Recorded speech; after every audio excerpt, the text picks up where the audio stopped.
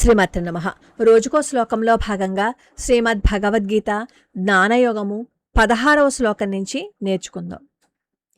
కిం కర్మ కిమకర్మేతి కిం కర్మ కిమకర్మేతి కవయోప్యత్ర మోహితాః తత్తే కర్మ ప్రవక్ష్యామి యత్ జ్ఞాత్వా మోక్ష్యసే శుభాత్. किं कर्म किमकर्मेति किं कर्म किमकर्मेति कवयोप्यत्र मोहिताः कवयोप्यत्र मोहिताः किं कर्म किमकर्मेति कवयोप्यत्र मोहिताः तत्ते कर्म प्रवक्ष्यामि तत्ते कर्म प्रवक्ष्यामि यज्ञात्वा मोक्ष्यसे शुभात्. यत् ज्ञात्वा मोक्ष्यसे अशुभात् अन्नमाट. तत्ते कर्म प्रवक्ष्यामि यज्ञात्वा मोक्ष्यसे शुभात्. किं कर्म किमकर्मेति कवयोप्यत्र मोहिताः तत्ते कर्म प्रवक्ष्यामि यज्ञात्वा मोक्ष्यसे शुभात्. 17వ శ్లోకం. कर्मणो ह्यपि बोद्धव्यं बोद्धव्यं च विकर्मणः अकर्मणश्च बोद्धव्यं गहना कर्मणो गतिः. कर्मणो ह्यपि बोद्धव्यं कर्मणो ह्यपि बोद्धव्यं बोद्धव्यं च विकर्मणः बोद्धव्यं च विकर्मणः. कर्मणो ह्यपि बोद्धव्यं बोद्धव्यं च विकर्मणः अकर्मणश्च बोद्धव्यं गहना कर्मणो गतिः.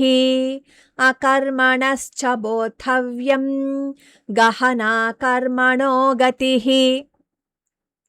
कर्मणो ह्यपि बोद्धव्यं बोद्धव्यं च विकर्मणः अकर्मणश्च बोद्धव्यं गहना कर्मणो गतिः.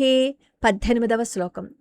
कर्मण्यकर्म यः पश्येत् अकर्मणि च कर्म यः स बुद्धिमान् मनुष्येषु स युक्तः कृत्स्नकर्मकृत्.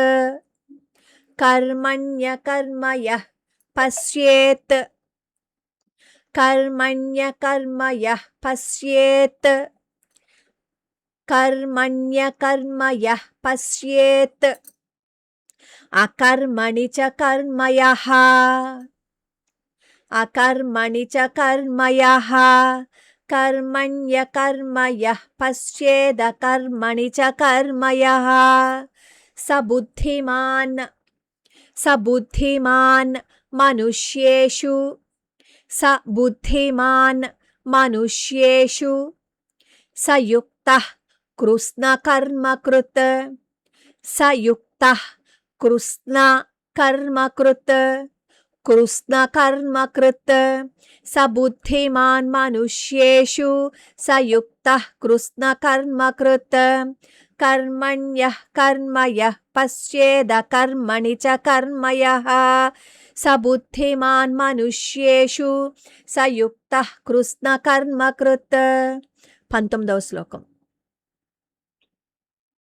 यस्य सर्वे समारम्भाः कामसङ्कल्पवर्जिताः ज्ञानाग्निदग्धकर्माणां तमाहुः पण्डितं बुधाः.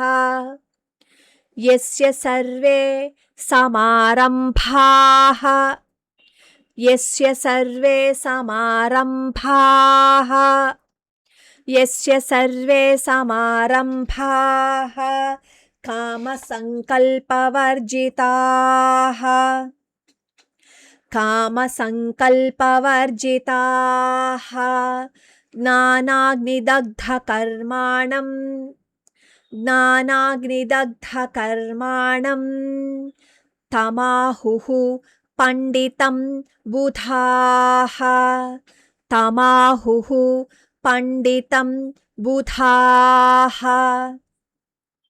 యస్య సర్వే సమారంభాః కామసంకల్పవర్జితాః జ్ఞానాగ్నిదగ్ధకర్మాణం తమాహుః పండితం బుధాః. 20వ శ్లోకం.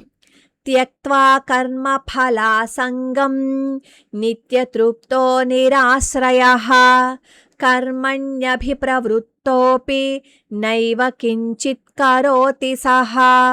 అది శ్లోకం.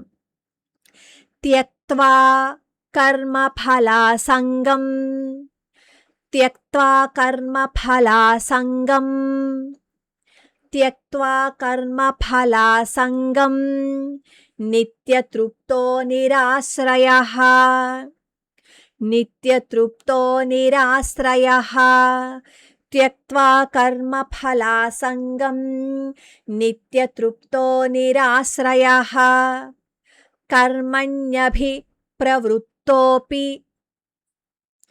కర్మణ్యభిప్రవృత్తోపి నైవ కించిత్ కరోతి సహ, నైవ కించిత్ కరోతి సహ.